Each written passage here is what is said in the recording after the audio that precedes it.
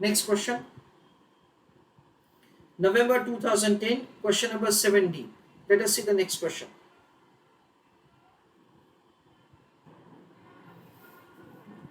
The question is, discuss the financial break-even point and EBIT EPS indifference analysis.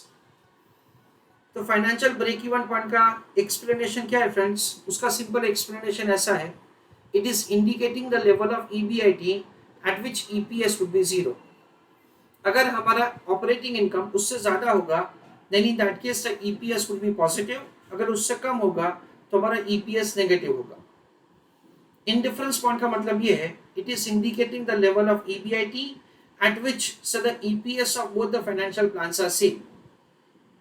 We understand and say अगर एक debt equity plan है और दूसरा सिर्फ equity plan है, इन अ way that से टेक्निकली उसको बोला जाता है levered and unlevered.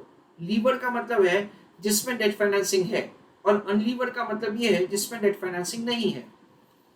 Below indifference point से जिसमें डेट फाइनेंसिंग नहीं है उसका EPS ज्यादा होगा, एंड अबव इंडिफरेंस पॉइंट जिसमें डेट फाइनेंसिंग है उसका EPS ज्यादा होगा.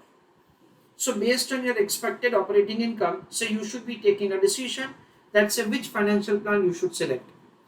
ऐसा हम लोग कुछ यहाँ पे लिख सकते हैं. Let us read.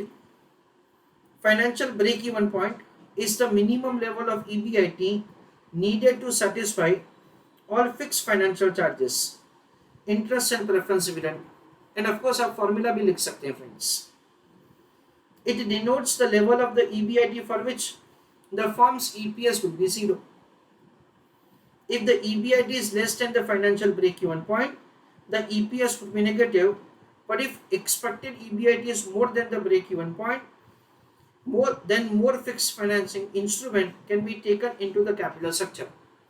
तो अगर हमारा expected EBIT break-even point से ऊपर है, तो still हमारे पास scope है for raising additional committed sources of finance. Otherwise, equity would be preferred.